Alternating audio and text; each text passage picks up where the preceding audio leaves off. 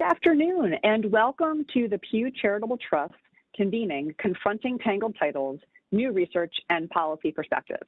My name is Sophie Bryan, and I'm on the Philadelphia Research and Policy Initiative team at Pew's Philadelphia office. We are so excited to have you all here for today's conversation on a topic that's been very much in the news of late and has been a topic of concern for our Philadelphia residents for years and years. I will just kill a little bit of time as we have our 150 plus attendees joining and just take folks through our planned agenda for this afternoon and also some logistics. So we'll kick off with a welcome from Pew's Senior Vice President Fraserita Klassen. Then my colleague Garrett Hinken is going to give an overview of Pew's recent research on this topic. We'll then move to a panel discussion with some key local leaders who've been focusing on tangled titles. And there'll be time then for some audience Q&A. So please keep those questions coming, and we'll talk in a second about how to send them along. And then we'll have a quick closeout. So for session logistics, hopefully at this point, most folks are quite familiar with the various online platforms. We're in WebEx events today. You can click the ellipses at the bottom of your screen on the right-hand side to set your audio connection. For the panel discussion, we're asking folks to use the chat function. That's that little word bubble right next to those ellipses, bottom right of your screen. And please chat to all panelists. That'll enable us all to have eyes on to your questions, and we'll try to sort of group them by theme most likely, because we expect a really engaging conversation. And just so folks know, this event is being recorded, so just FYI. So we'll just give it another minute or so for folks to join. Really excited for today's conversation and looking forward to, in particular, our panel discussion, going to be moderated by Estelle Richmond, Senior Distinguished Advisor to Pew Charitable Trust. So again, Sophie Bryan from Pew's Philadelphia Research and Policy Initiative. We're going to be talking today about tangled titles and sharing both new research and policy perspectives from local leaders who are working on this issue. And so we'll give it another minute or so before we move into our actual event here. Next slide, please. Just for our agenda this morning, we will start with a research presentation, then a panel discussion and audience Q&A. For the Q&A, please use that chat function. It's on the bottom right of your screen, the little bubble. When you hover over it, it says chat in between the participants icon and the panel options icon, or the ellipses there. So keep those questions coming in. We're looking forward to hearing from folks and having a chance to respond to your questions. So appreciating how much we have to get through today, I'm going to turn it over now to Fraserita Klassen, Senior Vice President at the Pew Charitable Trust, for a brief introduction. And Garrett, if we can stop screen sharing for a moment, and we'll have Fraserita welcome us to the event. Hi, everyone. I'm Fraserita Klassen, Senior Vice President and leader of Pew's Philadelphia program, which also includes our grant making to support individuals and families facing complex challenges, transform civic spaces, and foster a vibrant arts community. Good afternoon, and welcome to today's session, Confronting Tangled Titles in Philadelphia, New Research and Policy Perspectives. As we think about the important issue of tangled titles in Philadelphia, which implicates family wealth, neighborhood stability, and broader issues of housing affordability, Pew brings to bear its deep history as a grant maker, our research expertise, and our emerging role seeking evidence-based policy outcomes.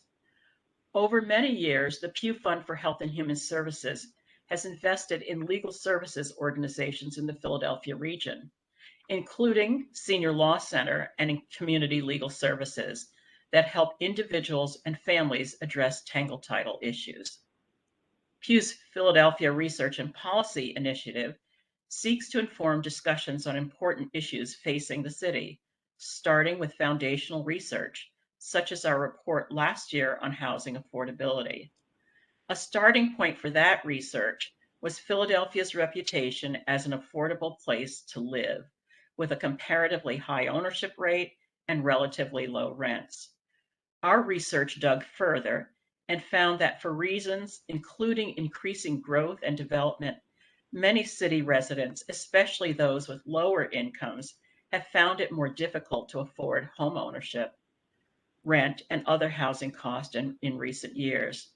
I do want to take a moment to acknowledge the important contributions of Octavia Howell, a member of our team, who is largely responsible for this research and for overseeing our housing research in general.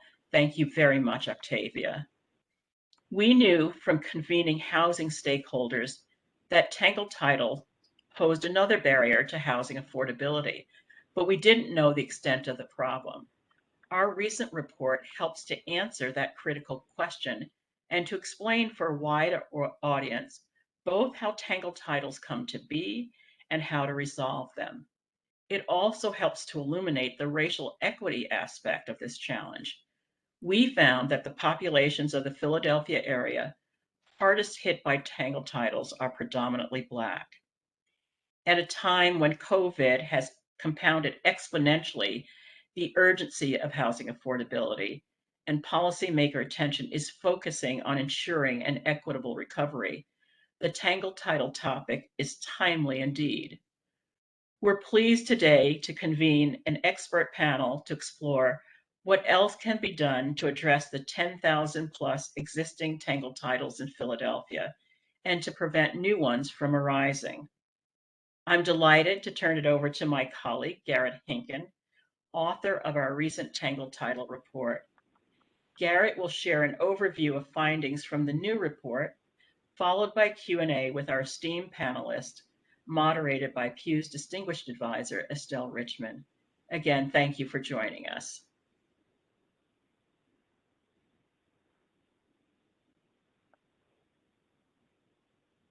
And thank you, Fraser Rita, and welcome, audience. You are now at the new research portion of the afternoon. So I'm going to talk about the findings from our recent report, How Tangled Titles Affect Philadelphia. And as Fraser Rita mentioned, this report... And we just flip the screens there. Oh, did that happen again? There we go, yeah. Shoot. Okay, sorry.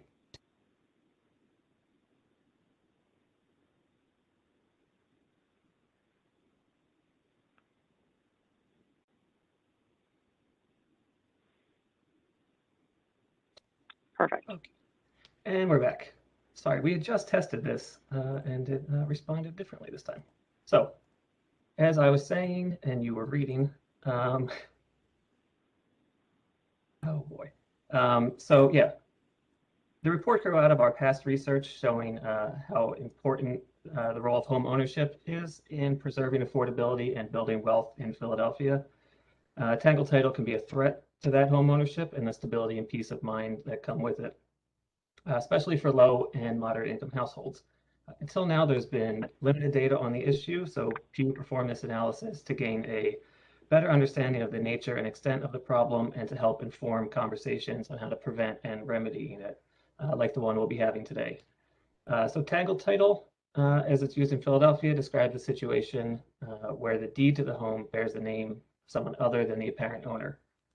An important distinction here is that title and deed, although they are used interchangeably, are not wholly interchangeable. Title is a legal right to ownership, whereas deed refers to the physical document that serves as proof. A tangled title is when those two things are out of sync. So the person living in the house and assuming the duties of home ownership isn't the person named on the deed. In the most common form of tangled title, the record owner or owner of record, the person named on the deed, is deceased and it is an heir now living in the property. Accordingly, the term heir's property is more commonly used to describe the situation outside of Philadelphia. So somebody with the tangled title has a legal claim to the property, but no deed to prove it. They still have all the obligations of home ownership, but are shut out of most resources available to homeowners. Often they may not realize there's a problem until they're in crisis, and they need to demonstrate home ownership to get some help, and they find out that they can't. So at the top, we found that Philadelphia has at least 10,407 Tangled titles, collectively valued at over $1.1 billion. We say at least because we were only able to identify Tangled titles resulting from the death of the property owner, which is by far the most common way that Tangled titles occur, but it's not the only way. We came up with that estimate by compiling ownership data for all 500,000 some properties in the city, residential properties, and ran name address pairs through a data service that checked them against death records to find out if the owner was indeed deceased. So our estimate is really the number of residential properties that are owned by deceased people. And that adds up to 2% of all residential properties in the city. As this map of census tracts shows, they are not equally distributed. In some areas, like in light yellow there, less than 0.5% have Tangled titles, where in the dark blue areas, it's as much as 6.5%. So to put that visually in the context of a Philadelphia neighborhood, we have here a generic fake neighborhood with about 1,000 properties, 60 little parcels per block. 2% Tangled titles is enough to put one on each block. And when you get up to 6%, like those most affected areas, that's enough to put 3 or more in every block. So this is not real data. These are not real Tangled titles here, but just to illustrate that even a small percentage, a seemingly small percentage of Tangled titles can have a pervasive effect on a neighborhood. As we said, they're all over the city. Here it is by our census public use microdata areas. You can see that northwest, upper north, and southwest Philadelphia have the most Tangled titles. They're about half of the Tangled titles in the city, but only about 1/3 of all residential properties. In each of these areas, there's tens of millions of dollars of housing wealth caught up in this. And these housing values are from the Office of Property Assessments, which may be lower than market value in some places. We note that the median Tangled title property is assessed market value around $88,000, lower than the citywide median of $134,000, but that's more a reflection of where they are found in areas with low property values, not because of the Tangled titles themselves. When compared to properties on the same block, there's virtually no difference in value. Same thing now by council district, just to show that it's the 3rd, 5th, and 8th that have the largest numbers of Tangled titles, but even in the 10th district, which has the fewest, there's still over 500 and still $112 million in housing wealth. So this is an everywhere issue. But from these broad areas, we wanted to get a bit closer to the ground, a look at the communities affected. To do this, we took all the census tracts in the city, split them into 10 equally sized groups by the prevalence of Tangled titles, then looked at the demographic characteristics of those tracts. That brings us back to this map we saw at the top. Each of those 10 groups of census tracts is represented by a color on the map and then a row in the table. So that ranges from at the top, the most tangled in deep navy, to the bottom, the least tangled in yellow. And again, these are not the characteristics of the property themselves, but just the areas they're in. And it shows some clear associations between Tangled titles and home values, household income, and poverty. And it tracks pretty much all the way up and down. More tangles at the top are areas with lower home values and higher poverty, lower household incomes. And then, at the middle, you've got the 5th group is 4.4 to 6. Sorry. The top group, yes, 4.4 to 6.5% tangled. In the middle, it's more like 1.4 to 1.8, and the median income there is 46,000, poverty rate 23%. And then down at that least tangled group, the one in yellow, less than 0.5% of properties have Tangled titles, median income $75,000, and the poverty rate is 17%. So pretty clear correlations, pretty consistent all the way through. We use that same framework to look at race and ethnicity by census tract. We found that those most impacted tracts tend to be mostly Black. 80% of residents in that top group and 84% in the next group. That percentage of Black residents generally declines as you go down the rows to the less tangled areas, where only the least tangled areas, where only 13% of residents are Black. The inverse is true for the white population. The least impacted tracts tend to be mostly white, and the white population generally declines as you go up the rows. So those least impacted areas are 62% white, up to the most impacted areas, only 5% white. The patterns are less clear-cut for other racial and ethnic groups, but it's pretty clear for Black and white Philadelphians. We note in the report that these differences we're seeing are likely connected with differing levels of estate planning between Black and white households. According to a national study, among people over 50, only 20% of Black people have wills, compared to 63% of white people. And we know that a will is a crucially important tool for preventing tangled titles. And this is notable because in Philadelphia, 49% of Black households own their own homes, which is the highest rate of Black home ownership among the 50 largest cities in the country. And the prevalence of tangled titles in these majority Black areas potentially threaten that high level of home ownership. So how does a title get tangled?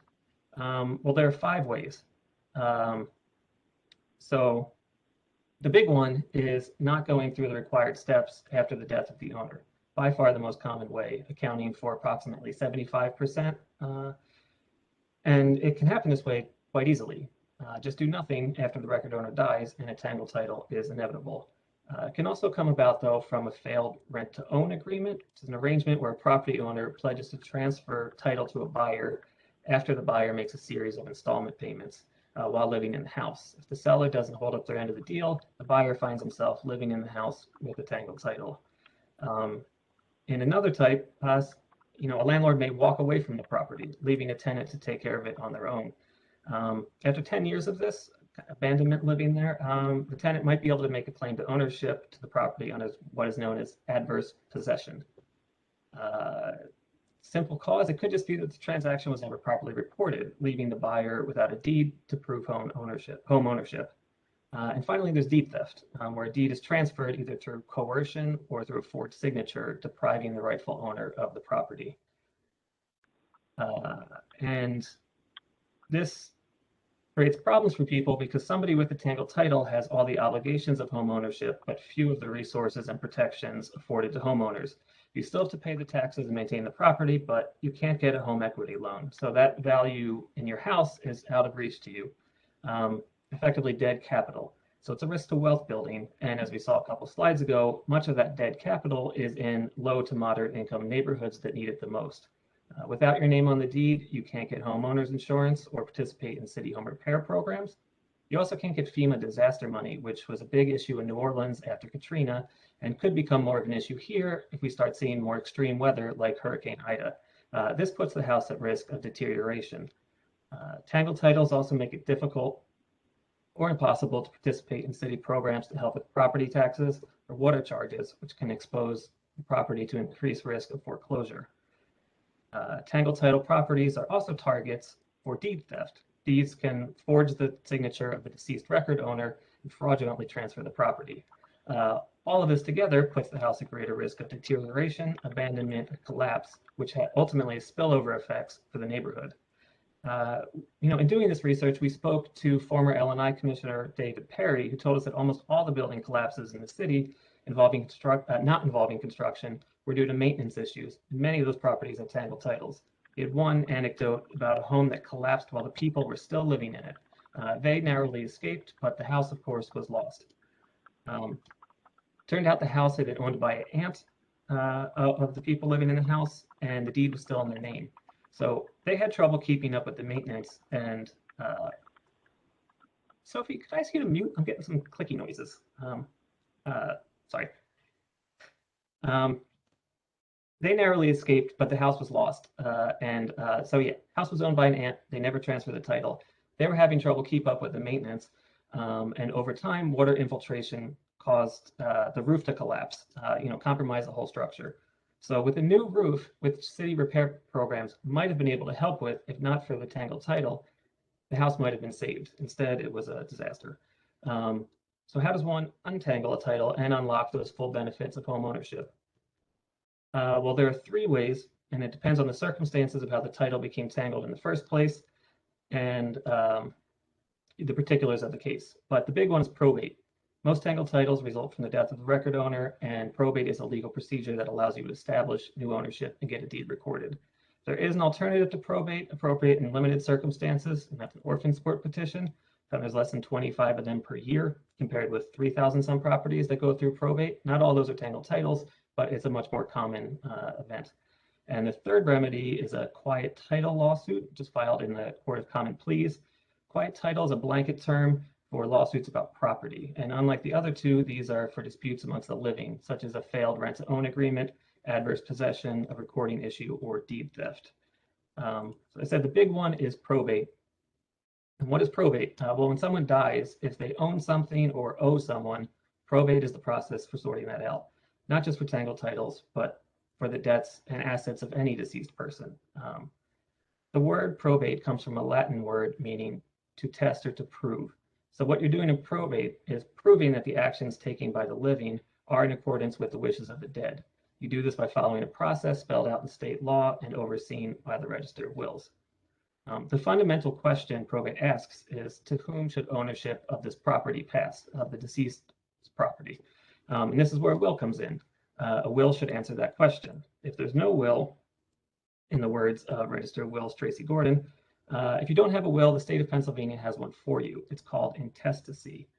Intestacy is a series of state laws that divide ownership among the closest living relatives, starting with the spouse, ending with the children of first cousins, with multiple possible permutations in between. If there aren't any heirs, ownership passes to the state. However, that is rare. And when there are multiple heirs, more common, they need to sort out amongst themselves what to do with the house, which can get messy. But will or no will, you still have to go through the steps of the state administration. And I think out of respect for the dead and for the living who can be deprived of property, it's important to get it right. Those steps, and here we break it into 5, start with initiating probate. And that starts with a petition to the Register of Wills. And that who determines who's in charge of the process, the personal representative, formerly known as an executor administrator. And this is another place where a will can make things easier. Will should name who will be the personal representative. If there's no will, or if it doesn't name who should be the personal representative, the heirs all need to agree. If they can't agree, the Register of Wills gets to make the call. And the probate fee, which is based on the value of the estate, is also due at this time. I'll note here that the heir has to come forward to start the process. Otherwise, the title can say tangle forever. There's no top-down administrative fix that can clear these out. Each one needs to go through the steps. Next one is to notify interested parties. So you have to let all the other heir knows, as well as any creditors to whom the deceased might have owed money. Because you might not know who they are, you have to put a series of newspaper advertisements in the local paper, and creditors then have a year to come forward. You then pay off all those debts and distribute the assets. Who gets the house? So either by will or intestacy, that gets decided. And whoever gets the house is going to have to pay inheritance tax to the state unless they are a spouse of the deceased or a child under 21. Pennsylvania is one of only 6 states that have an inheritance tax, and the rates range from 4.5% to 15%, depending on the relationship to the deceased. And then the last step is to draft a new deed in the name of the heir taking title, pay a recording fee, and record the deed with the Department of Records. Then the tangled title is clear. That's the process in a nutshell, but within each of these steps, there are a whole bunch of other little things to do that I kind of glossed over, and a lot of paperwork to be filed along the way. For a homeowner, figuring all that out can be difficult or impossible without legal assistance. So for the cost, here we imagine the simplest case possible. Sole heir, no debts, estate is just the house, which here we valued at the median assessed value of our tangled title houses, $88,000. So simple case, modest home, still adds up to over $9,000 to go through probate. And you can see in the table, most of that is in the attorney's fees and the inheritance tax. So if you take that 9,000 and think of it over our universe of over 10,000 tangled titles, 9K a pop, 10,000, that's almost a $100 million problem. That's a lot of money, but it's still less than a tenth of the 1.1 billion in housing wealth that's potentially on the line. But a lot of people with tangled titles don't have $9,000 on hand for this, but fortunately there are some programs that can help. Presented here are some of those programs and policies. Qualifying low-income applicants can get free legal assistance from legal services organizations like Community Legal Services, Senior Law, Philadelphia Legal Assistance, and others, or be connected to a pro bono attorney through Philadelphia VIP. Through the probate deferment initiative, the probate fee and the deed recording fees can be deferred or waived. And then there's the city-funded Tangled Title Fund, which can cover grants, which provides grants to cover other costs like the state inheritance tax. Each year, the Tangled Title Fund provides 50 to 100 grants of $1,700 on average, up to $4,000. There are also efforts to prevent tangled titles, like Fraud Guard, a free online tool from the Department of Records that can alert property owners to fraudulent transactions, so deed thefts can be quickly addressed. And also the Register of Wills has been all over town promoting estate planning and raising awareness with her Plan, Prepare, and Protect educational campaign. And today we are fortunate to be joined by some of those individuals who make these programs work, who are out there working to remedy and prevent tangled titles, and those are the fine folks on our panel who we'll hear from next. So that is it for me. Sophie, back to you. Thank you, Garrett. Great presentation. I imagine some of our attendees are hearing from friends and colleagues that are having a hard time joining today. Some WebEx gremlins seem to have come up. So we are recording this session, and we'll share the recording with folks who registered, including those who were not able to join. So thank you for the stalwart folks with some tech magic that are with us today. So next, I'm going to ask Estelle Richmond and our panelists to turn your cameras on so our attendees can see who they get to talk with and hear from next. And we are going to move into a panel discussion. For folks who are in our audience, and Garrett, if you actually no need to share the screen, it's all right. For folks who are in our audience, please do send in questions using the chat function, and we'll pass those on to Estelle to pose to our panelists. So we've got Councilmember Catherine Gilmore Richardson, just give a little wave when we shout you out here, from Philadelphia City Council. Register of Wills Tracy Gordon from the City of Philadelphia. Hello, Madam Register. Commissioner Jim Leonard from the Records Department at the city. Hello, Commissioner. Michael Froelich from the Community Legal Services, and Kelly Gasly from Philadelphia VIP. So with great honor, pass it over to Estelle Richmond, Distinguished Advisor to the Pew Charitable Trust. Take it away, Estelle. Thank you, Sophie, and it's a pleasure to welcome everyone to this group convening. And thank you to all, particularly to all of the panel members for agreeing to participate today. We're just grateful to all of you for making time and for all the work you do. And a special call out to the Inquirer for having media just before this to get everyone, making sure everyone's interested, and to the Councilwoman and Register of Wills for your constant oversight to get this on the priority agenda. As all of you are well versed in the topic of tangled titles, I expect the themes highlighted in the report and the ways people can fall into a tangled title without even realizing it, the cost and the complexity of remedying the problem, and the extent to which some parts of the city are more affected than others. Things that you all know and are directly affect either you at your work or you in other parts of your life. I would like to start by asking each of you to take a few minutes to talk about how you see those themes play out in your work. Let's start with you, Michael, to talk a little bit about how this affects your life and how you work with it. You're on mute still. Thank you so much, Secretary Richmond, and Council Member Gilmore Richardson, and Madam Register, Commissioner Leonard, and everybody else. It's so fun to be on this panel to talk about a really, a difficult issue and such a significant issue. I want to talk just very quickly in terms of themes about, Secretary Richmond, you mentioned the complexity of the issue and maybe sort of an angle of the complexity that might not at least be obvious at first, and that is this.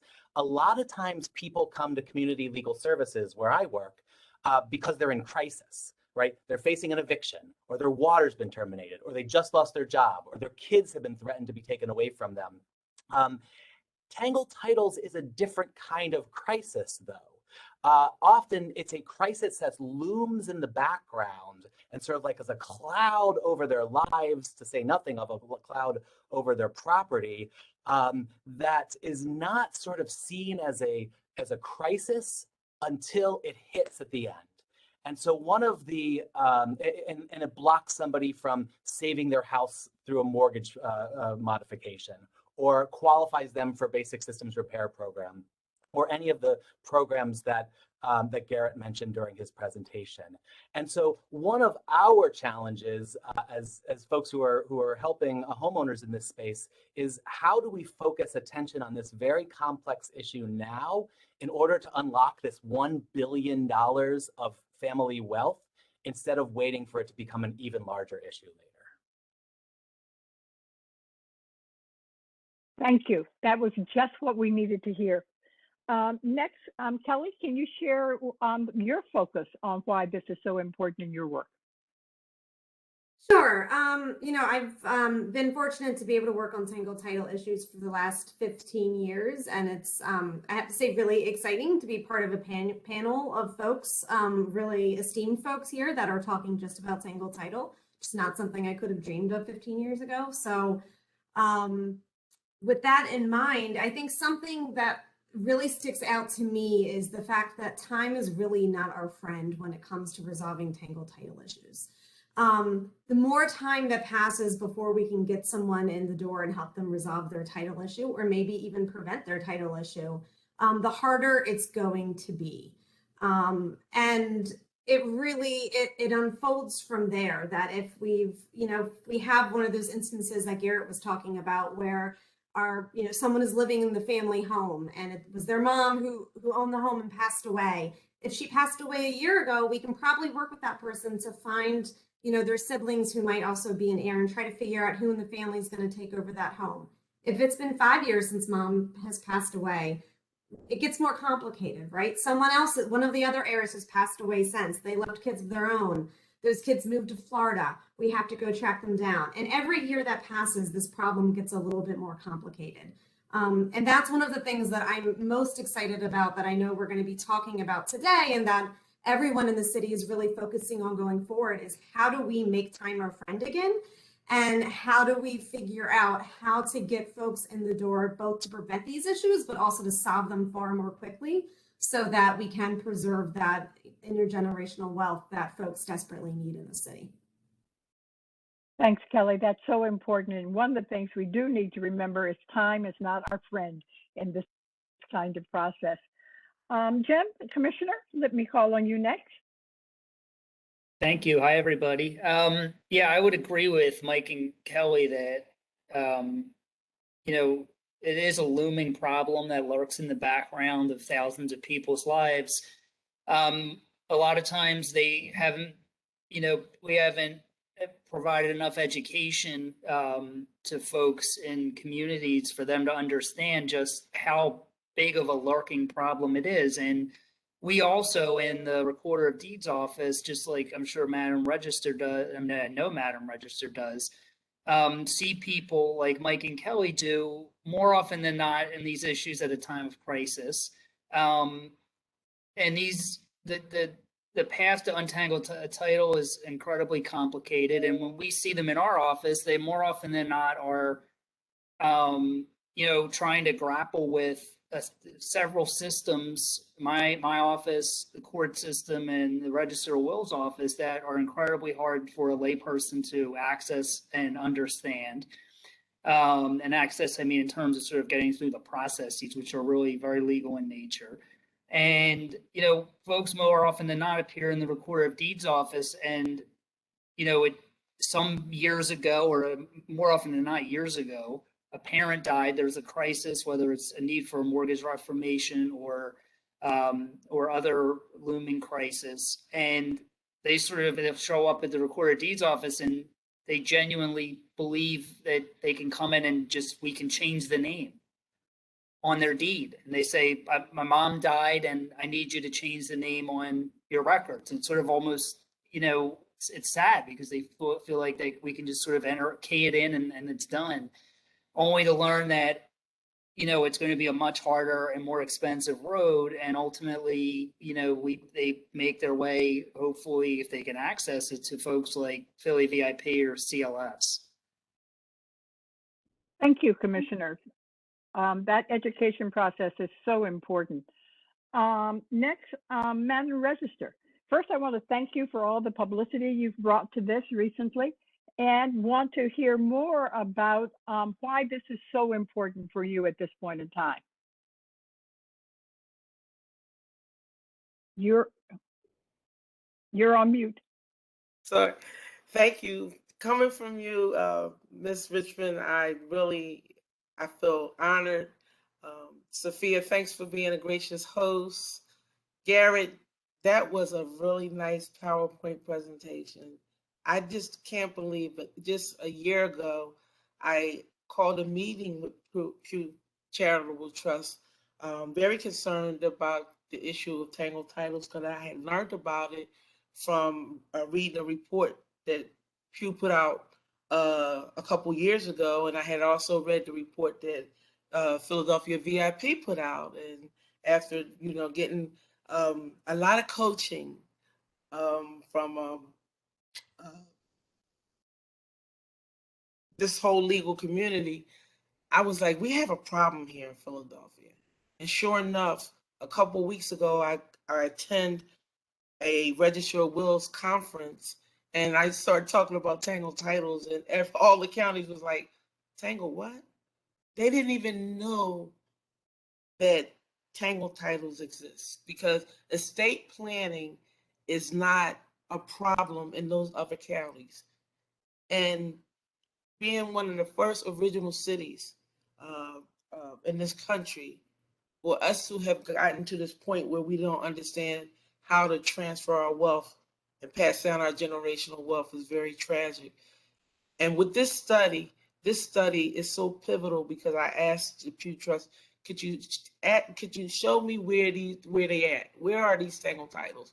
And when that map was released a couple of weeks ago, it was like unbelievable that the concentration where that map is, or where those tangled titles, which are everywhere. So even when other areas think it's not a problem for them, as a block captain for over 25 years, one house can really tear down a block. One house could make a difference on a block. And so what I see every day in my office is when people come in and the fighting, it's just so horrible because it really tears apart bloodline. Simply, if someone would have wrote a will, something as simple as that, that's the information that I know we all need to take away from this, because yes, we have a pandemic of tangled titles. We know where they are. We know the problems that they're causing. And now we have a chance to really change history. And in order for us to do that, if you look at all those stats and listen to Kelly and them, is we're going to have to get some money to help these people. And so this is, this is just something that I'm grateful that is on the forefront of conversation. Thank you, and thank you for making sure it stays on that forefront of information. Councilwoman, I left you for last because you have also taken a very visible role on this in making sure your colleagues understand how important this needs to be on the table. And you've actually gotten it to be a priority on that table. So thank you so much in the names of so many people for whom this is a critical issue. But also, you have shared, and the Pew Report quotes many people who have spoken about previous experiences with tangled title. So we really would like to hear from you not only why it's so important, but some of your own experience with tangled titles, and listen to how it affects everyone who happens to be caught up in this kind of situation. No, thank you so much, Estelle. And first, I want to thank you, Pew, for the extraordinary research you all conducted to really highlight the depth of the issue around tangled titles and deeds here in the city of Philadelphia. So, Garrett, thank you so much for that presentation. And to all of my fellow panelists, I'm so honored to be here with each and every one of you. You all in your own right and in your own roles have done so much to keep this issue at the forefront of the agenda in Philadelphia, and that has been helpful to me as a member of Philadelphia City Council and advocating for the necessary revenue we need to help families who are dealing with this issue. And, as you all know that as a member of City Council, our primary role is to work on policy. So really this research has helped to inform the work that we are seeking to undertake in council. So we know, really where the issue is and all the individuals who need help. So from a personal perspective, I want to start and really share two different stories with you today. I started in city government as an intern and a volunteer, and that was 22 years ago this year. And my first paid role several years later was that of a constituent services representative. So, oftentimes we would receive calls from individuals who were seeking to get assistance to fix up a house that they may have lived in. And we all know that Philadelphia is an old city and we have old infrastructure. And oftentimes when it was time to submit that documentation regarding the ownership of the property, those individuals would be unable to move forward in the process to receive whatever assistance they were requesting from the city. And I remember cases where, individuals have been paying taxes for years, and they just assume that because of that, they own the home or they have the right to apply for funding for the home. But that obviously was not the case. So as a young staffer, I was really sympathetic, but still didn't understand and grasp how awful being in a Tangled title could be until it happened to me. So in council, we all know we go by terms. So every 4 years is a term. So 2 terms ago on tax day, my dad died. And my dad died without a will, but yet my mom was still alive. And the last year of that same term, my grandmom, who had lived with us since I was in high school, died. And then 8 short months later, the first council session of the new term, I remember it, it was a Thursday morning, that very first council session of the new term, my mom died. And, I remember just being completely devastated because over that, span, my sister and I, we lost our mother, father, and grandmother. And we really didn't know where to begin. So my sister and I, we, started to look for all the paperwork and just try to figure out exactly what was going on. And we were left with property that had 2 deceased people on the deeds, and both of them had mortgages, which made the situation much more complicated. And each of the mortgages were in the amount of at least 4 times the original mortgage amount. But so we really didn't know where to begin. I'll say this is something that I know a lot of families face in this situation. We were paralyzed by fear, thinking that we could lose the properties that my parents left to us and that my mom asked us to save on her deathbed. She literally grabbed my hand and said, "Kathy, please, no matter what you do, you always need a place to say, please save the property." So, everything about the Tangled title issue is very personal to me. And for me, I know that there are 10,000 other families at least who are out there dealing with this issue as well. And many of those families look like my family. So I recognize we all have to do everything we can to bring resolution for families so that we can preserve and help them preserve their generational legacy and wealth, and then also help families stay in homes. This is about, housing preservation and homelessness prevention as well.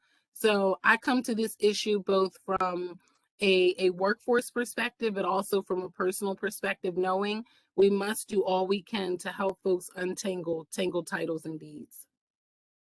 Thank you so much for sharing your story and particularly the passion you bring to this. I feel that with the status of our panel and so much knowledge that this time we'll not only get it on the agenda, we'll be able to accomplish and help people in real time. Before we dig in on additional policies or programs to address Tangled title, let's talk a bit about what's in place currently. I'd like to start with our advocate panelists, Kelly and Michael, because one of the most striking data points in the Pew report was how much it cost. Over $9,000 to unwind a Tangled title in the end, as we saw in a pretty simple case. Of that total, close to $8,000 is in attorney fees and state inheritance tax. You both work for organizations that provide free legal services. Thank you so much to income eligible clients. So Kelly, we know that $9,000 is an estimate for a simple case, which is the exception rather than the rule. Can you talk to us a little bit about how things get complicated and how that adds to the cost and the effort we need to resolve the problem?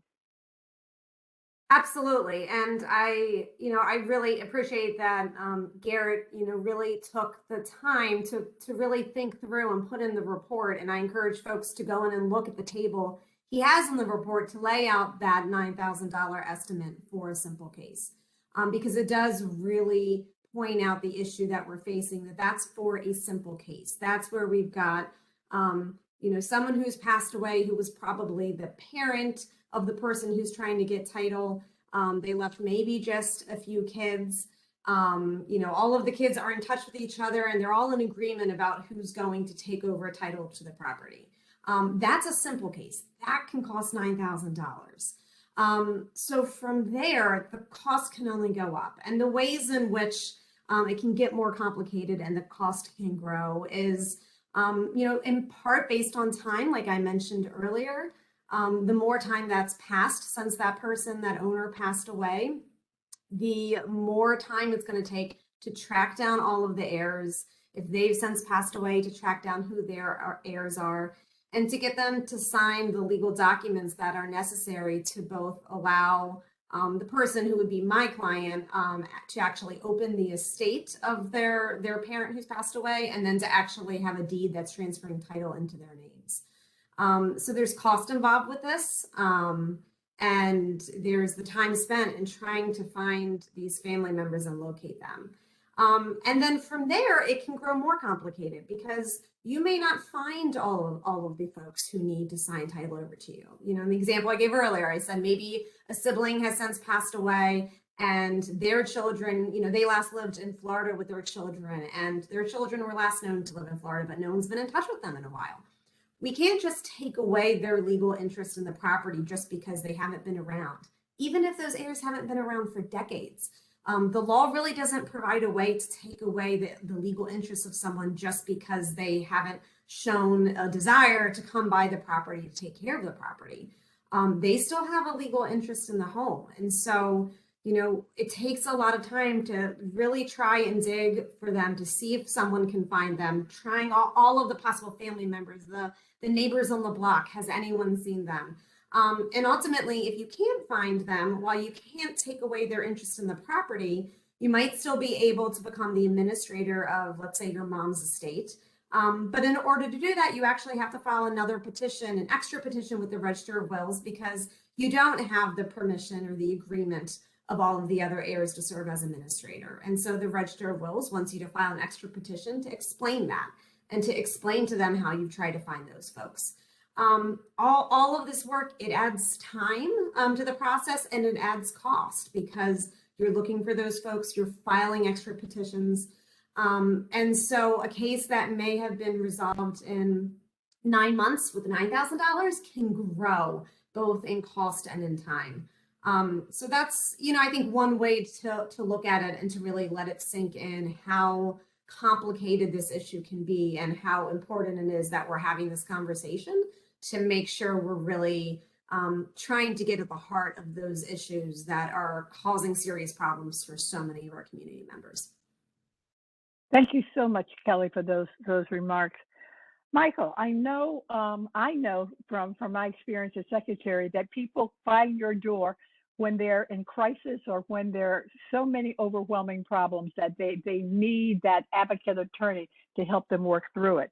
But can you take us through some of the services that are available for your clients and help us understand how so much unmet need there is for legal assistance and how you help people in this particular situation? Sure. And Secretary Richmond, I think you're right. I know you're right that the demand for legal representation always exceeds the number of clients that we can help. And sadly, we are in a position often where we need to talk with homeowners and explain, yes, you have a meritorious case. Yes, you have a right. Yes, there's something to do, but we don't have enough attorneys and paralegals to help you at the moment. For years, CLS has prioritized helping clients with tangled titles as part of a larger crisis issue. So somebody was looking at the loss of their home at a sheriff's sale, or was, the water was coming in through their roof, and so they were trying to qualify for a loan or a government program. And those were the only types of tangled title clients that we were able to prioritize and represent. This changed in about 2019 when CLS decided this is an important enough issue that we need to figure out a way to represent clients who have sort of like standalone tangled title issues now, before it gets to be a crisis later. As Kelly mentioned earlier, time is not on our side here. And so in 2019, we were able to do some additional hiring. We hired a wonderful paralegal named Dot Goldberger. We hired an attorney, Rachel Gallegos, to really spend a lot of their time just helping people with tangled titles. So how does CLS handle these tangled titles?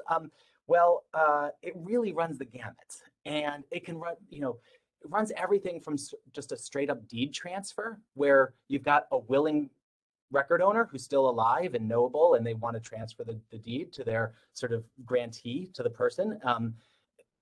Those types of clients are not common, but they exist. And those types of situations, those simple cases don't exist.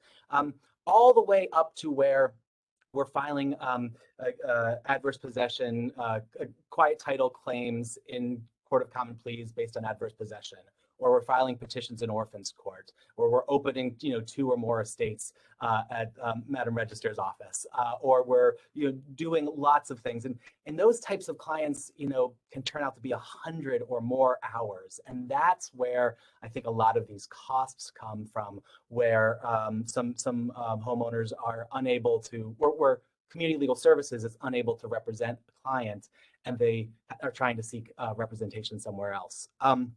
One of the really difficult things about tangled title cases, and I think it's something which I think Jim alluded to, or Commissioner Leonard alluded to earlier, is that you oftentimes don't know what's involved until you spend hours and hours and hours investigating. And I'll give you just one quick example. A homeowner came to us, and she said that her deceased mother had passed. The home was in her mother's name, and that the mother had been married to a husband 40 years ago. The marriage hadn't worked, and the husband had left, and nobody had seen him since. And so we thought, this is going to be hard. We're going to have to try to figure out where is he, how to find him. And then I mentioned Dot Goldberger, the paralegal. She found him. He was in a nursing home in an adjacent state, and Dot got him on the phone, and he said, great to hear from you. I'd love to be able to help in any way that I can. And thought, oh, I guess it's not going to be so hard. Maybe it'll be quite easy, actually. And so Dot prepared the deed and the other necessary documents, sent them to the husband, and sadly, he passed of COVID before he could sign the deeds. So then it got to be difficult again. And so you don't really know what's a client, whether it's going to be an easy case and only take a few hours, or whether it's just going to be an intractable case that's going to take 100 or more hours until you really sort of start representing the client. What we do at CLS, because we can't represent everybody who seeks our assistance, is we kind of have a band of clients that we can represent. If it's an easy case and the client is has the ability to do a lot on their own, we might just advise them or counsel them or refer them out and say, this is what you need to do. But we're not going to have the resources to represent you. If it's a sort of a complicated case where it's going to take a whole lot of work and take a lot of, we think that's going to be a lot of complicated, then we might say, if we had another attorney, if we had another paralegal who could help you out, we might be able to represent you. But right now, we don't have the resources to do so. So that's kind of how we approach things. That's kind of how we sort of choose the clients that I know it's not fair, you know, to clients. A lot of clients think it's not fair, but it's the best we can do when we have to sort of triage the clients that we can represent. Thank you, Michael, for being so honest and clear in that, because it has to be such a hard process. You know, one of the things we've heard from three of you is the importance of wills, and that's how that begins to ease the process in any way. And during Garrett's presentation, we heard about the probate deferral initiative, which Register of Wills Gordon launched and has partnered with Commissioner Leonard. You're also both focusing on educating the public about tangled titles, deed theft, and related issues. And you've teamed up recently for a great video describing the differences between your offices. We've put the link in the chat. So I would urge everyone to check the chat and to watch the video. Madam Register, we understand you've got not one, but two video-based educational efforts underway. Plan, Prepare, Protect, a weekly web show featuring elected officials and community leaders, and the Register React series, which uses popular movies to drive home the importance of estate planning. We shared a link to the trailer for Register React at the start of the event, and we're reposting that in the chat now. It's just so important that people hear those messages. And we're eager to hear about your innovative outreach efforts, including who you're trying to reach, what your main message is, and how you're connecting with new audiences. Yes, so my main message is simple. We have a tangled title crisis here in Philadelphia. We need to untangle these titles. The Pew study said that it's over 1 billion, that's a B, in dead Philadelphia capital here. And we know that's a very conservative estimate because we know it's more than 10,000. And they are creating such an obstacle with us being able to pass down generational wealth. You heard earlier in this presentation, 49% of Black people, who, by the way, the same report, we're the most people affected by these single titles, but 49% of us own our properties. And it's at jeopardy, we're at jeopardy each moment that on one term, what we didn't mention when we untangle the titles, these organizations are requiring that they make a will. So once we do untangle the title, you have to make a will. And so we're in danger on two folds. We're in danger in this city on the first fold is the lack of resources and funding, because $10,000, and with my probate deferment initiative where we defer the fees, that's nothing in comparison to how much the legal fees are going to cost. And attorneys, yes, we look for volunteers, but they have to feed their families as well. And one attorney and one paralegal, that's not going to put we need to fund, we need to thank you, Kathy, while they're proposing additional $7.6 million in the city budget. We're talking to state legislators to let them know about the crisis here in the city of Philadelphia. We send $80 to $100 million in estate taxes to the state of Pennsylvania on a yearly basis, and we're going to send that this year as well. And we really want to appeal to everybody to call these state legislators and support this initiative of Councilman Kathy Gilmore Richardson. We have to get some money. We have to get the money. And what I'm doing is getting this message out to people, say, hey, wake up, make a will. You don't make a will when you get old. You make a will when you get an asset. And then we have to get the message out to other people to say, you are in grave danger of losing your home. I want people to stay in their home. I want people to continue to transfer their generational wealth, hard-earned money. Our parents, our grandparents, and great-grandparents, they worked very hard for us to be able to have houses here in Philadelphia. And we have, I believe, as a registrar of wills, I have a social responsibility as an elected official to make sure people understand the rules around owning assets and how you transfer them in the state of Pennsylvania. And then we got to go back and help these people that unfortunately was ignorant, and we didn't educate them enough to teach them how to preserve their generational wealth so they can not only survive but thrive here in Philly. And we're going to continue to repeat that theme. Commissioner Leonard, what outreach strategies has the records department found to be effective? Well, I've been fortunate enough, first of all, to Secretary Richmond to be invited along many times at this point with Register Gordon to participate in her outreach efforts, and that's been a joy to me to be able to tap into her network, and along with now Council Member Gilmore Richardson and some of her colleagues, to help me spread the word on our end in the Recorder of Deeds office and the part we play on this. Separately, we've what we're doing, and a lot of one of the topics which is that I deal with a lot in our office, which is a sort of is a type of tangled title, but a crime, is deed fraud, where folks are forging deeds and stealing family homes right out from under the noses of heirs and family members. And if you look at the conditions that create tangled title and the locations where a lot of those tangled titles, we now know from Pew where they're located.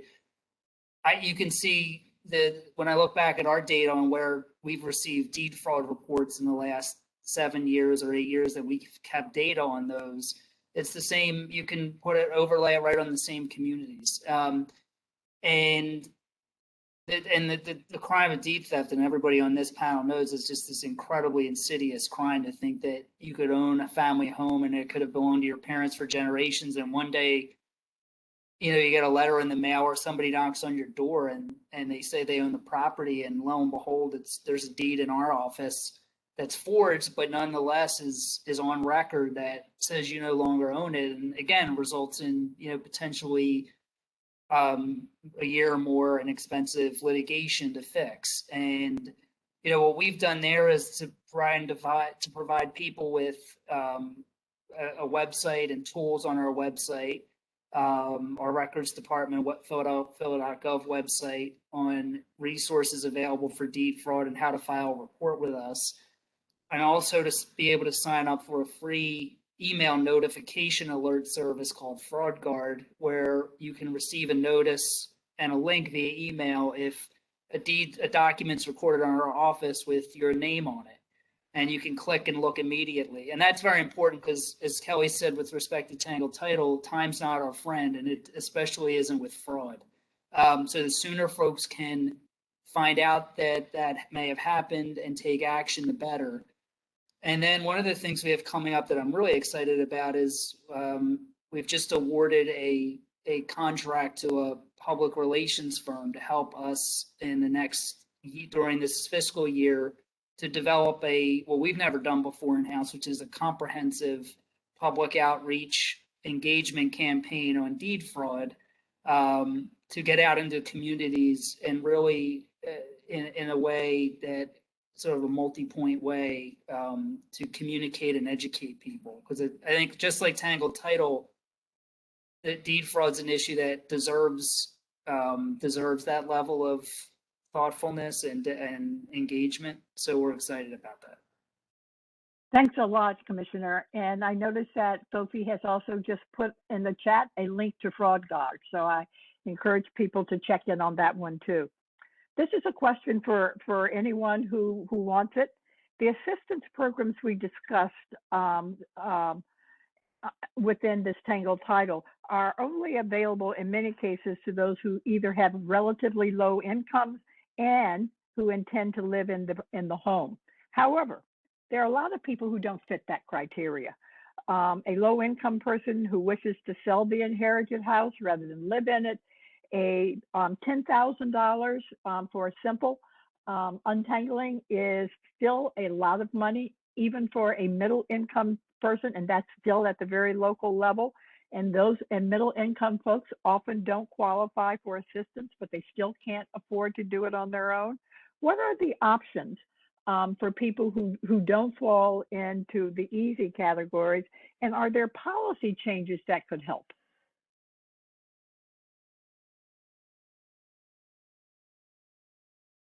Well, if I could just jump in here Yes, quickly, please. Estelle, to just briefly talk about this. And I do agree, a lot of individuals may not qualify for any legal aid. I can say from personal experience in our situation, we paid for our attorney out of pocket. So I think we have to ensure that when we put these programs together, that there's a mechanism to also help families who may not be, very, very low income, but individuals who, may be, and I hear our majority leaders saying this all the time, a penny over the qualification amount. We need to help those folks as well, because if you look at the map, a lot of the tangled titles and deeds are happening in our middle neighborhoods as well. So I do think we have to look into that around some of the additional policy changes we're making. But I wanted to also mention all the various grant programs that we have. We need to ensure that individuals are aware of those programs and the qualifications for each of the programs. But I do agree that we need to closely look at those programs to ensure as many families as possible qualify and are able to get assistance and aid. Other responses? And as you can see, excuse me, the bulk of the cost of the untangling of the title is, they're saying minimum, what, $6,000 to $10,000. I don't know many middle income people that can even afford to pay that much to an attorney to do the research in the background. So if you're looking at it, it's not even just, supporting low income. We want to just support families. And so maybe, we can talk to the state. I mean, after all, I don't keep repeating, we send $80 to $100 million to the state every year, and inheritance and state taxes every year for nothing. We need some reinvestment back. It's going to make the state more money. It's going to make the city more money. It's going to free up that $1 billion plus of dead capital. I mean, this is a humanitarian type of situation going on.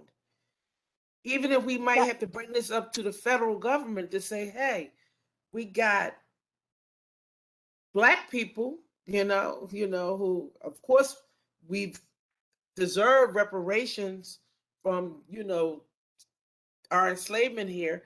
We have 10,000 houses in a concentrated area of Black people, Black families at risk of losing their homes and being displaced, not able to sell their homes, not able to get insurance to protect their house or nor their neighbors. And the big issue is getting the money, or one of the issues is, first of all, we need to let them know they're entangled titles, because like Jim just said, people come up to him saying, my mom died here, put my name on it. They don't even know the process. So it's just the resources. That's where I would say the resources to help all these families, whether you're low income or middle income. That would be my answer. And I think you've mentioned a couple of times, and it's so important that you and all of us need the resources to help people with this. And if we're going to help maintain the Black ownership of homes, which is highest in Philadelphia among largest cities, then we need to help make sure people understand and are educated. And all of you, I see, have some stake in that education. Let's talk a little bit about what comes next. Councilwoman, what would you like to see the city start doing, or what should they do more of as we look at this? And I'm going to put all three questions out there. Michael, can you comment on the state level reform agenda? And Kelly, what changes in court policy would really make a difference? So I think for me, I'd like to see all of us look at this issue for what it really is, for all the areas of impact and for the individuals and the families who are most often being impacted by this issue. This is a home ownership preservation issue here in the city of Philadelphia. You heard the stats around home ownership as it relates to the 50 other cities. This is a generational legacy and wealth issue. It's a houseless prevention issue. And certainly, after seeing the data, it's clear this is a racial justice issue. So we know that our city is rapidly changing, and it's up to us to do everything that we can for those 10,000 families who, like my family, suffered in silence because of this issue. So this session, I co-introduced a resolution with my colleague and the chair of the Housing Committee, Councilmember Gaudier, authorizing the Housing Committee to hold hearings on the impact of Tangled titles here in our city. And while we were doing this and in preparation for this panel, I did some research in our legislative tracking system to see when was the first time Tangled titles was actually mentioned in our legislative tracking system. And I found a bill from 2013 from former council member Bill Greenlee, who we know was a people champion and just a wonderful member of city council. So that was the first time I could find it. And out of the 12 bills and or resolutions or budget bills that came up that mentioned Tangled titles in any kind of way, 7 of them have been presented in the past year and a half, with the last 3 being a part of the legislation that I've introduced. So because of the work of all of the panelists and everyone here and the research from Pew, I know that this issue is definitely picking up steam.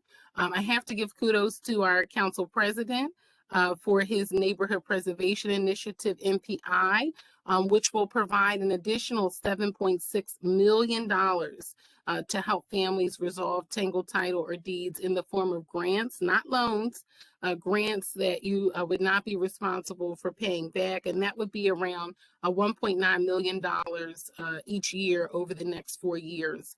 So I think that will definitely help. I know that there's been an increase for some of our legal aid organizations from the Housing Trust Fund specifically for this issue. And then I'm also working on a bill and have been meeting with our funeral home directors to give an information sheet to families when they receive the death certificate of their loved one. And we're finally working on legislation with revenue and law to research any potential programs to help individuals who may be suffering with the Tangled title or deed, or need to resolve a Tangled title or deed, and they may owe back taxes. And we know we have the UPA program and LOOP, but Tangled titles are a very specific situation that impacts about 10,000 households. And we know, based on the research from Pew, that a little less than half of those folks, or around half of those folks, have been in this situation for 10 plus years. So at some point, they may or may not be able to prove equitable ownership based on the definitions from the state. So I think we have a number of things going on, and I'm looking forward to working on this issue. Thank you, and thank you for the work you and the council president are continuing to do. Michael? Sure. Very quickly on the state level, I think Councilmember Gilmore Richardson is absolutely correct. This is a racial justice issue. Here at CLS, 84% of our Tangled title clients are Black, 15% are Hispanic or Latinx, and there are some things that the state can do to address this.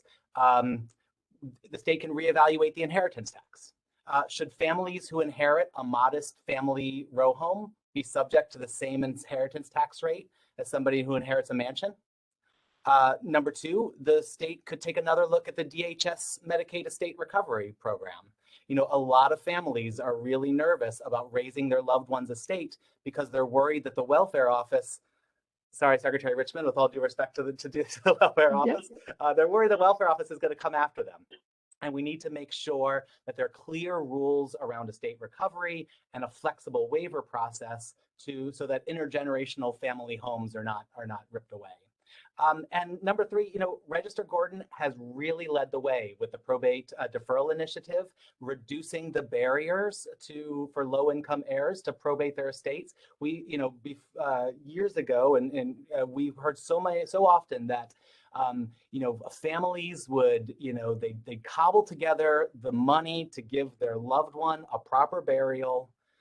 Then they'd go to the Register of Wills office and they'd be told $500, around $450 or more to probate, and they'd walk away, and they would not do that.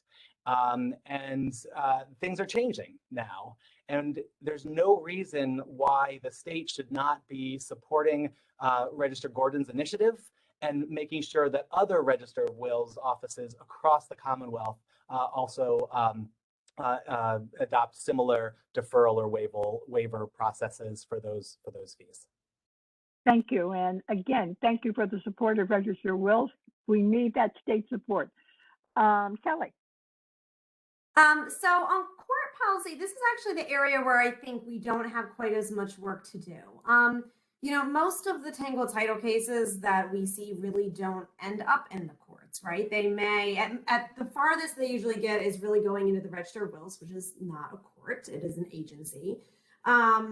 And the cases that most likely might go into court are quiet title actions. If you have a rent-to-own agreement, if you're the victim of a forged deed, if you have an adverse possession claim, and those cases do go into the court. But I have to really give the First Judicial District a lot of credit here. They have really spent a lot of time and energy over the years, particularly under now President Judge Edie Fox. But even before she was President Judge, she really took this on as a really important issue and has spent a lot of time talking with the private bar, talking with the public interest bar to figure out how do the judges really navigate the tricky terrain of trying to help clear these title issues without taking away the rights of someone who might actually want their legal interest in the property. We really very much recognize at VIP that the judges are in a delicate position here because they are really trying to make sure that the right person ends up with title, which can be very challenging in some of these cases. So I really am extremely grateful, and I think we're really lucky in Philadelphia that we have a court system that is already very attuned to these issues. And what I would just say is that what I come back to more than court policy is so much of what we've talked about today, which is about education. It's the theme we keep talking about, right? Is we have to get people to do estate planning, and then we have to get people, when that person has passed away, to walk into the Register of Wills and to probate the estate, to have access to the legal assistance they need to when they're going through this. And I think those are things that we can do. And those are things that I think there is a lot of optimism for now that we're having the conversation we're having. And that's really, I know that, education, we don't think of that as policy, but that really is so much of the policy that we need to be focusing on with this Tangled title issue. You're so right. And it's probably one of the most important things we can leave people to think about. Just before we turn it over and get to some of the questions from the audience, one final question for me. If you could either bust one myth about Tangled titles, or if there's one thing you want people to remember about Tangled titles, what would it be? And I think we've captured the big one, education. But along with education, is there another big thing you want people to remember? Commissioner, let's start with you. I would say that you can't ignore it. It will be there. It will be there a week from now, a year from now, or 25 years from now. And even though everything's fine up until year 24, in year 25, you'll have a crisis and you'll have an overwhelming, it just as the council member alluded to, you sort of have this overwhelming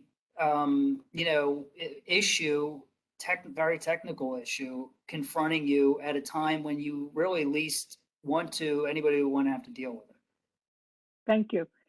Madam Register, one thing that people may either break the myth or want people to remember. The Tangled title is preventable. Good. Make a will. Thank you. That sums it up. Councilwoman. I would say don't be afraid to resolve the issue. Don't suffer in silence, and reach out to get the help you need to maintain your generational legacy and wealth. Thank you. Michael. I think in Philadelphia, we pride ourselves as being a city of homeowners, and a city of homeowners, not just for the wealthy, but a city of homeowners for people lower income, working class people, people of color. And that's why in Philadelphia, our sort of racial homeownership gap is a little bit narrower than it is nationwide. And Tangled titles is an issue of racial justice, as the council member said. It's an issue about preserving these intergenerational Philadelphia family homes so that generations always have a safe haven to go back to. And it's a way of building wealth over generations to close the racial wealth gap. Great. Kelly. My myth busting is aimed at all the attorneys on the call and all of you who are friends with attorneys. There's a myth that you can only volunteer with VIP to help someone. If you are an expert estates practitioner and you've done this before, that is not true. The vast majority of volunteer attorneys who help our Tangled title clients have never done this type of work before. And what we do at VIP is support them and make it possible. So we've worked with so many attorneys over the years who have, dove into this for the first time and were able to actually help someone become a homeowner in the end. And it's really a powerful experience, and something that if you have a law license, you already know you have 90% of the skills you need to do this, and we can fill in the gaps for the other 10%. So please reach out to me and don't be shy. We will support you all along the way. So I'm sorry, it's a shameless plug for VIP. But volunteer attorneys are a crucial part of this, and I couldn't not mention it. One of the things we've heard is that we need all the help we can get, and we need the money. But volunteers are always welcome, and please reach out to any of our members of our panel if you have the mechanism to help and to be there. Our first question from the audience is really more about this in terms of outreach efforts. What can we do differently as a city to connect with those families and households most at risk, but may not understand the need until it's too late? How do we start to actually decrease the overall number of Tangled titles in the city? Well, one of the things I think, particularly these nonprofit organizations that are assisting people, they should add a question on their application or process, and do you own a home? And they'll say yes or no, and say, is the name on your deed? Because do you own a home? To a lot of people is, yeah, this was my mom's home, so now it's my home. And so from there, if they say they think if they really don't own a home, then we can give them some information about getting that title or transferring that deed in their name. I think also, great. Go ahead, Councilwoman, please. Apologies, Estelle. I think it's a lot of education and information and outreach. And, with this Pew report, I think it'll really help us to hone in on those 10,000 plus families. We have the information broken down by council district, which is always very, very helpful.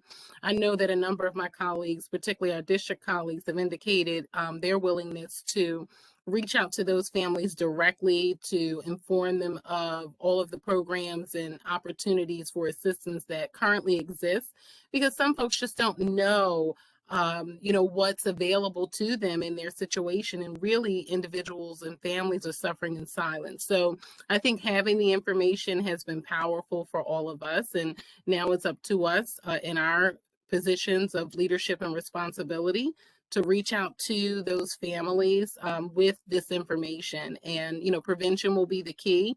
We have to encourage individuals to get wills. I mean, that stat where about only 20% of folks with wills are African American, it breaks my heart, because once you have anything, you should have a will. So education will be key to us getting out the word around these programs and what folks need to do to untangle these tangled titles. So important. Then we have a couple of legal questions. Michael, is there a risk from predatory buyers like the folks we hear advertise, the We Buy Homes Now And quickly, do we have a risk of predatory buyers coming into our market? Yes. Short version is yes. Boy, this is a whole nother webinar. Can I do this? Can I say, if folks that are more interested in these equity stripping schemes, these We Buy Houses schemes, you can find more information at our website, clsphila.org/home-scams, and you can learn more about your rights with these folks and how they interact with Tangled Title. But if I could just give 30 seconds, because I think you know what Register Gordon said a moment ago about sort of screening existing clients for Tangled Title issues is really important. You know, at CLS, we've done the numbers, and we've about 26% of our clients own their own homes, and 47% of our clients age 60 and above own their own homes. And so one of the things that we would love to do, and we've been thinking a lot about how to operationalize it and how to find the resources to do this, is what if we could screen, if you come to CLS with an SSI issue, we'll ask you about a will. We come to do this, we ask you about your will. But that's one of our sort of our goals in the medium to long term. But the other thing is the education piece. Register Gordon, if you don't do it, I'm going to do it. You should subscribe to all the Register's social media accounts. I'm going to post the Facebook account in the chat. The videos, the tweets, the Instagrams that are just extraordinary, and I don't know if any other Register wills, it's certainly none in Pennsylvania and perhaps in the country, are doing that kind of outreach around the need to plan, prepare, and protect. And just a quick plug. Just a quick plug. It's hashtag PHLROW. We are on all social media mediums: Facebook, TikTok, Instagram. We got the link. You got the link. Thank you. Good. Thank you. And Michael, we have the other link in the chat. Thank you, Michael. Sophie is right. Kelly, we have one other legal question, if I can catch up with it. How does tax foreclosure factor into this issue? And is there a tax foreclosure that's connected? There is. The city has fortunately there has been a lot of progress made on tax foreclosure issues, particularly with the passage of the owner-occupied payment agreement ordinance back in 2013. And a major component of that legislation was, how do we deal with folks who have Tangled Title issues and delinquent real estate taxes? And the city, a lot of stakeholders really came together, and particularly the Revenue Department and Community Legal Services, helped to really figure out how are we going to make sure that folks don't lose their home to delinquent real estate taxes because they have a title issue. So there is a way for folks to get into those payment plans and to access a lot of those benefits available to low-income taxpayers. There is still more work to do, and I know that Councilmember Gilmore Richardson is looking at what some of that work is. But there is absolutely a link that, fortunately, we are a lot more attuned to now than we were 10 or 15 years ago in this city.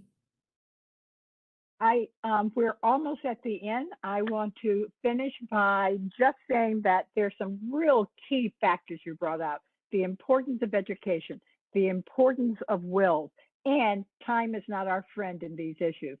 But all of you have been so informational, so helpful, and given us so many clues on how we in Philadelphia, for whom this is a major problem for our community of color and our home ownership, that I can only thank you and continue to keep this at the top of our agenda. Sophie, let me turn it over to you, because you have now a couple of minutes to tell us what's next. Thank you, Estelle. Just so much gratitude for an extraordinary panel and a really rich conversation. I think two themes that stood out to us on the Philadelphia Research and Policy Initiative side are, number one, this beautiful collaboration across branches of government. We've got the executive branch, the legislative branch, an independent row office, and then also Philadelphia's, rich legal services community led here by CLS and VIP. Also, just a bit of an origin story about this research that Garrett shared. It came from requests from folks like Kelly and Michael and Madam Register and the council member, and that's sort of how we hope the model here at Pew works, where we're deeply engaged with folks who are doing the work and doing research that helps advance that work. So thanks to our panelists.